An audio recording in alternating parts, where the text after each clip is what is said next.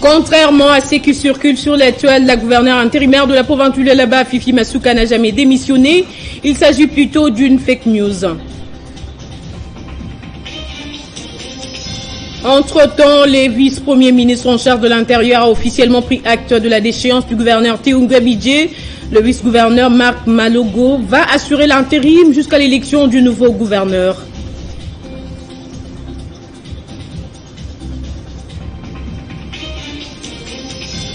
Quel est l'état actuel des sports congolais? À suivre ce dimanche dans Focus sur Télé 50. Jean-Marie Kassamba reçoit les sportifs congolais à ces sujets. Bonjour et bienvenue si vous nous rejoignez sur Télé 50. Ouvrons par cette nouvelle, c'est une vulgaire fake news. La gouverneure intérimaire de la province du Lualaba, Fifi Masuka, n'a jamais démissionné. Elle se porte bien et en plein travail. Joint par notre rédaction, la gouverneure affirme être arrivée à Ndolo ce matin dans le cadre de son travail. La nouvelle qui circule sur la toile est un montage de toutes pièces pour perturber la paix et la cohésion sociale. Nous y reviendrons dans nos prochaines éditions avec plus de détails. Dans l'actualité également, Félix Tshisekedi a passé ce samedi à Kinshasa le relais à son homologue gabonais Ali Bongo qui va présider pendant un an aux destinées de l'organisation sous-régionale. Le passage de témoins s'est fait à la clôture de la 22e conférence des chefs d'État et de gouvernement de la communauté économique des États d'Afrique centrale. C'est au chapiteau de la Cité de l'Union africaine à Kinshasa que s'est tenue cette 22e conférence des chefs d'État et de gouvernement de la communauté économique des États d'Afrique centrale. Ces assises, présidées par Félix Tshisekedi, ont été marquées par la passation des pouvoirs entre ce dernier et son homologue gabonais Ali Bongo Ondimba. Parmi les hôtes de marque présents à la rencontre, 5 chefs d'État, Denis Sassou Nguesso du Congo-Brazzaville, Faustin Archange Touadéra de la République centrafricaine, Évariste Ndayishimiye du Burundi, Mahamat Idriss Déby, président de la transition du Tchad, et Carlos Villanova, président de Sao Tomé et Principe. Dans son discours, Félix Tshisekedi a réclamé des sanctions contre le Rwanda. Concernant l'agression de la République démocratique du Congo, la sous-région s'est alignée sur le plan de sortie de crise de Luanda, mais qui peine à produire des effets malgré la récente éclaircie survenue à l'Union africaine lors de la session extraordinaire du Conseil paix et sécurité sur la question sécuritaire à l'est de la République démocratique du Congo, qui a rappelé la viabilité et la nécessité de revitaliser l'accord cadre pour la paix, la sécurité et la coopération pour la République démocratique du Congo et la région, autrement dénommé accord cadre d'Addis Abeba. Après la passation des témoins, les assises se sont poursuivies par l'acceptation du mandat gabonais et la lecture du communiqué final par le ministre congolais de l'intégration régionale, Didier Mazenga.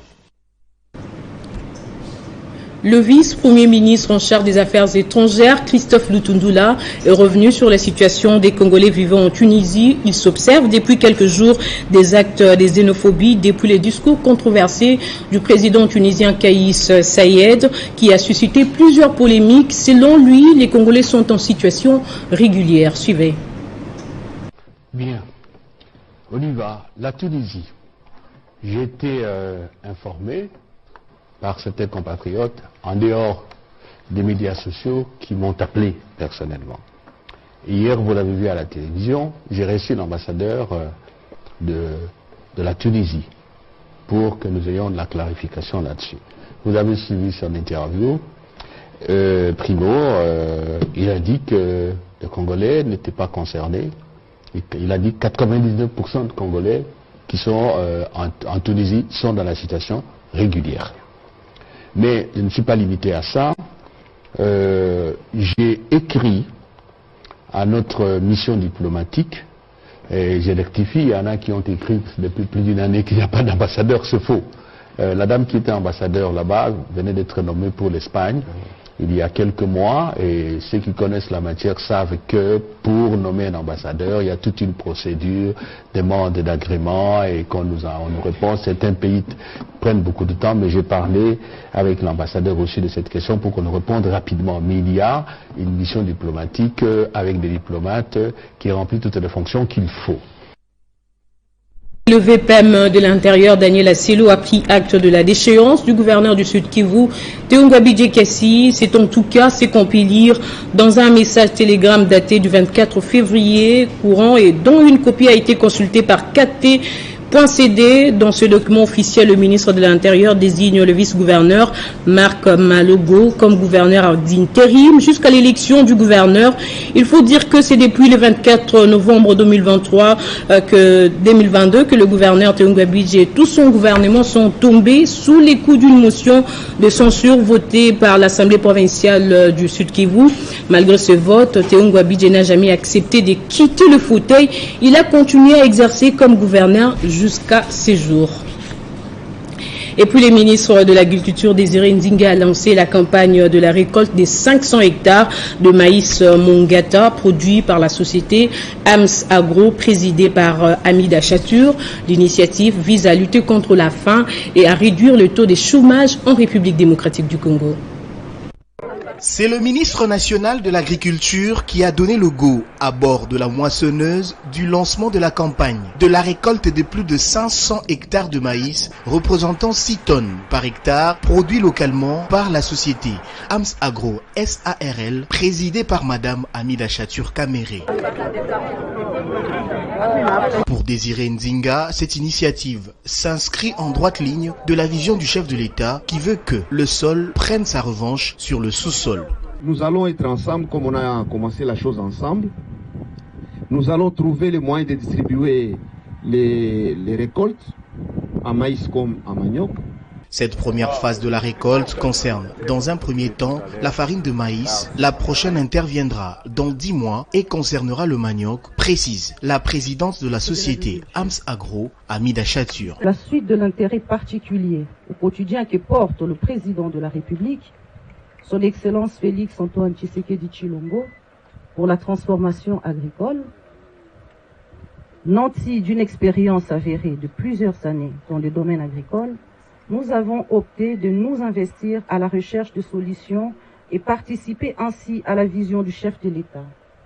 Ce domaine, comme on le sait, nécessitant non seulement de la résilience, mais aussi beaucoup de moyens. D'emblée, nous avons l'obligation morale de remercier vivement le gouvernement de la République à travers le ministre de l'Agriculture qui nous a apporté l'encadrement technique nécessaire et cela sans relâche.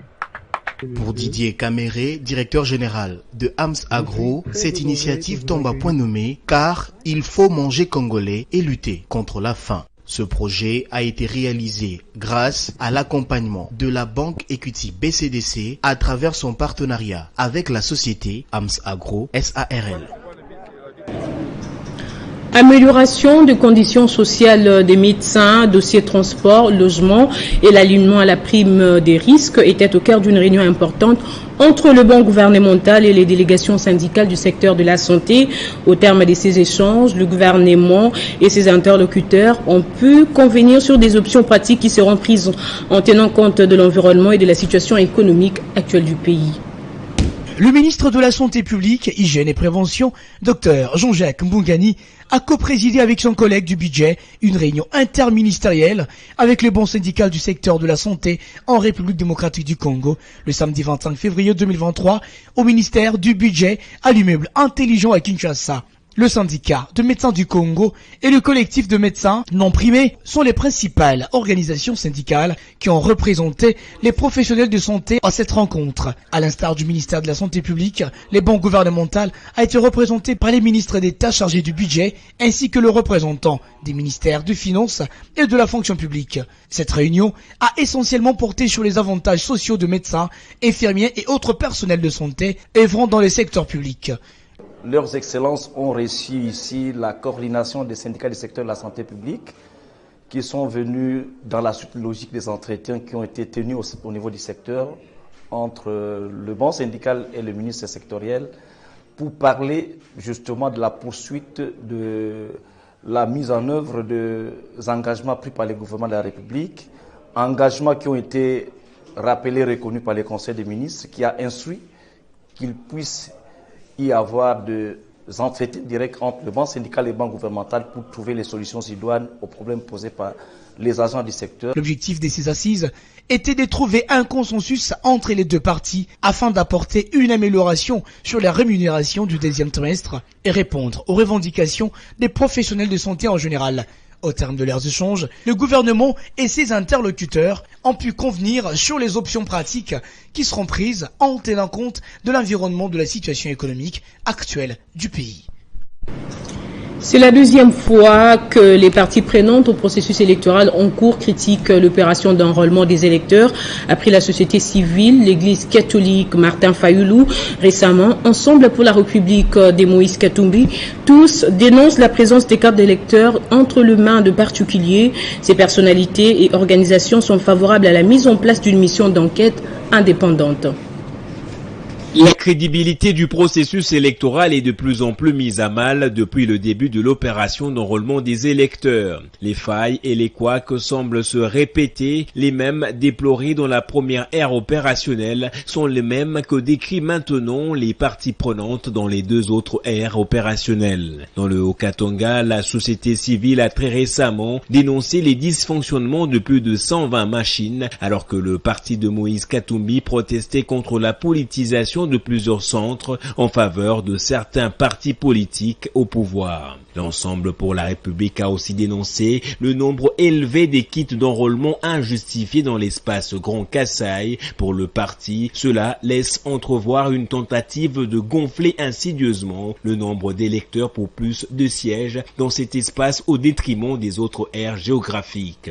La saisie des kits d'enrôlement des électeurs, des cartes d'électeurs et d'autres matériels chez des particuliers a encore une fois exacerbé la situation. Pour la mission d'observation électorale Senko-SCC, ces faits posent un sérieux problème quant à la crédibilité du processus électoral, tandis que pour la coordination des opérations électorales, ces derniers révèlent l'ampleur d'une possible fraude électorale. La mission d'observation de la Mouka a préconisé pour cela la mise en place d'une enquête indépendante, alors que les confessions religieuses ont demandé à la CENI de vite clarifier la situation en publiant notamment la liste des kits électoraux et leur déploiement. La CENI n'a jusque-là jamais nié les faits lui reprochés par les parties prenantes au processus électoral.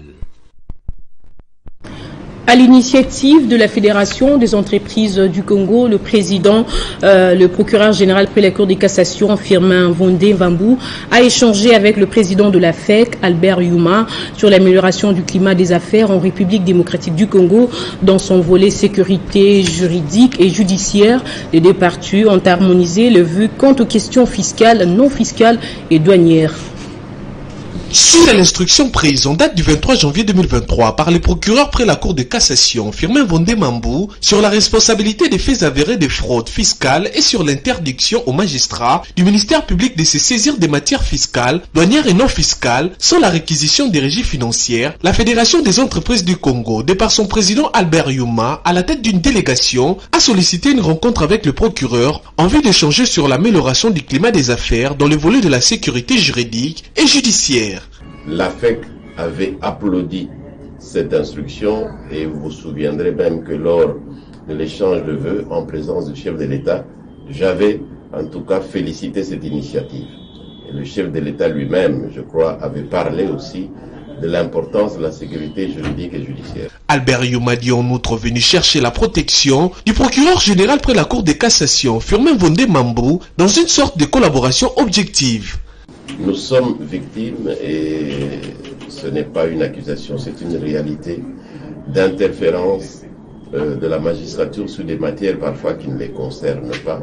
Et surtout, nous avons convenu désormais que de son côté, la FEC ne soutiendra pas les membres qui ne se comportent pas dans les textes par rapport à la loi. Elle ne les défendra pas.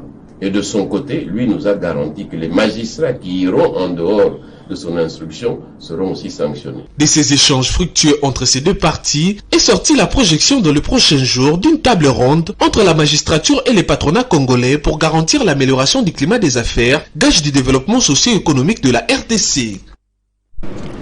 L'appel à la mobilisation lancé au sein des forces armées congolaises par le chef de l'État est une réussite. Pour la province du Kasaï central, le nouvel recrue était devant le directeur des recrutements pour l'espace Grand Kasaï dans une parade des réconforts. Moral, le colonel Milunga Tchia Makanda les a appelés à la discipline et abnégation lors de leur cursus suivant. Une parade de réconfort moral organisée dans la province du Kasaï central, précisément à Kananga. C'était les nouvelles recrues qui ont répondu à l'appel du chef de l'État, Félix-Antoine Tshisekedi Tshilombo. Ils sont en face du directeur en charge de recrutement dans l'espace Grand Kasaï, le colonel Milunga Tchia Makanda du ciel, qui les présente. Donc l'objectif n'est rien d'autre que faire voir à la face du monde que le Grand Kasaï en général, le Kasaï central en particulier, n'est pas de reste. Nous avons bien voulu allégoriser le mot d'ordre, disons, la mobilisation générale lancée par le président de la République, garant de la nation, et le commandant suprême des forces armées de la République démocratique du Congo. Nous avons bien voulu allégoriser cette mobilisation qui a été faite par lui-même le commandant suprême de nos forces armées. Le directeur de recrutement des forces armées de la RDC pour l'espace Grand Kasaï revient sur la motivation de ces jeunes à servir sous le drapeau. J'appelle pour la énième fois cette jeunesse qui traîne encore les pas, cette jeunesse qui trimballe encore dans le toit paternel pour qu'ils puissent se joindre aux autres. Donc nous avons déjà, vous voyez, à ma droite, nous avons déjà des filles. La sensibilisation a été lancée. Je lance l'appel pathétique et solennel à cette jeunesse, à tous les jeunes filles et garçons qui traînent encore les pas, de se joindre à nous. L'appel à la mobilisation autour des forces armées de la RDC lancé par le chef de l'État Félix-Antoine Tshisekedi est une réussite dans toutes les provinces. Direction le centre de formation Musée Laurent Désiré Kabila. Le 4e bataillon des bâtisseurs, autrefois appelé Kuluna, a fini sa formation. Après différentes étapes des tests et stages, les bataillons ont été affectés dans la province du Haut-Katanga. À Kinshasa, ils étaient en situation de moquerie pour les uns, des hommes et des femmes à abattre pour les autres et ont aucune importance dans la société.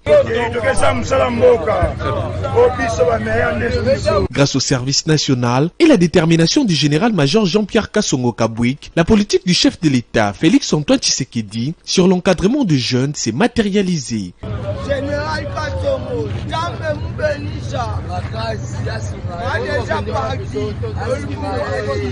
Après leur formation au centre Musée Laurent Désiré Kabila à Kanyama-Kassese, ces enfants sont devenus des agents de l'État et œuvrant ainsi au sein du service national comme des bâtisseurs et travailleurs pour le développement de la RDC.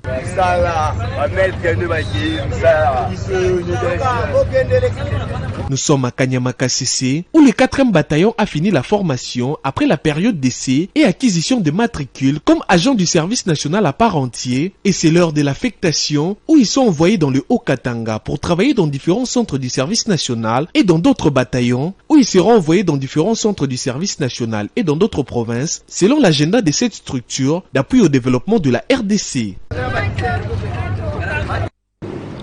Et le mouvement de réveil de la jeunesse congolaise hausse les tons pour dénoncer et condamner une énième fois l'agression injuste imposée par le Rwanda contre la République démocratique du Congo. Il exige par ailleurs des sanctions contre les régimes de Paul Kagame. Regroupant plusieurs couches de la société civile et membres de plusieurs structures, les mouvements de réveil de la jeunesse congolaise, MRJCO en sigle, est monté au créneau pour condamner farouchement l'agression injuste du Rwanda sur la République démocratique du Congo, en l'occasion de l'installation de sa cellule du quartier Congo dans la commune de Ngalema. Soucieux de voir la communauté internationale faire appel aux sanctions contre le Rwanda l'agresseur, le président national du mouvement de réveil de la jeunesse congolaise, John Baya, s'est exprimé en ces termes. La République démocratique du Congo continue à être agressée dans sa partie orientale par le Rwanda sous couvert des terroristes du M23.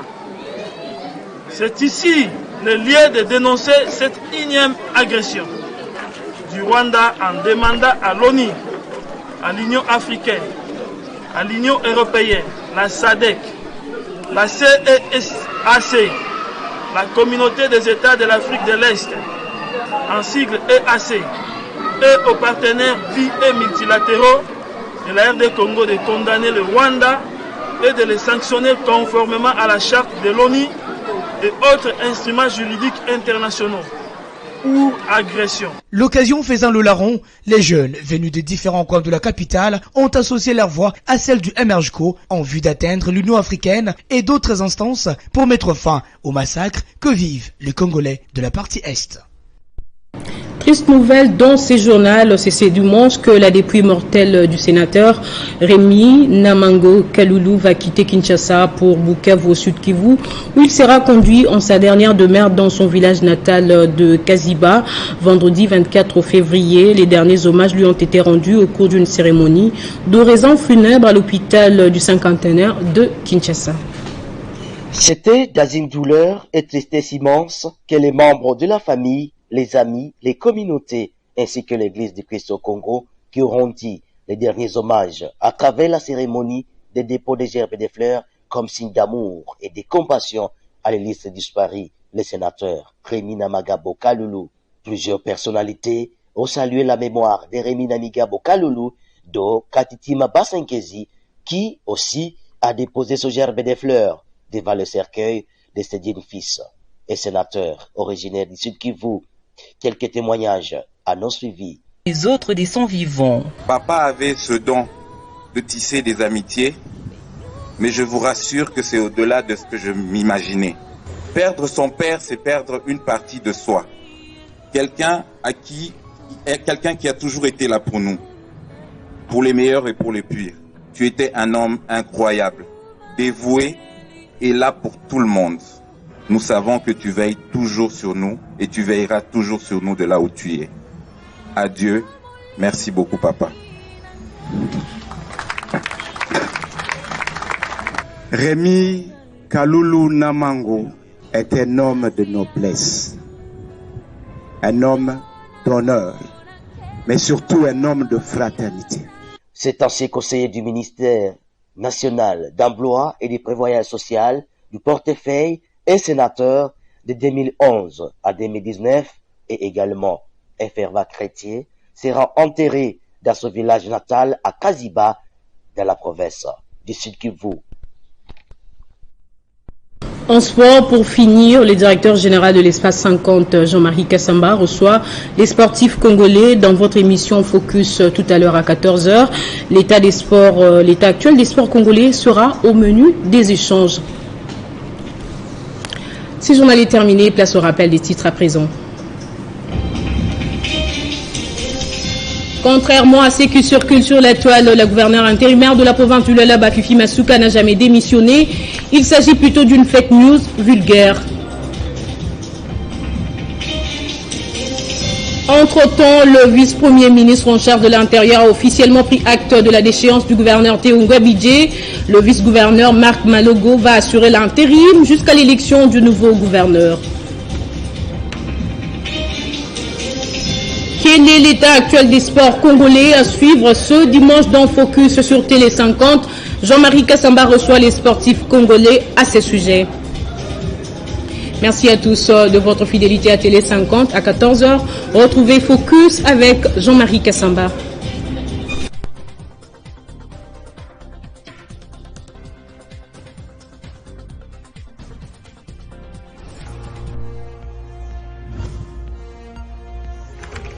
L'actualité reste incontinue.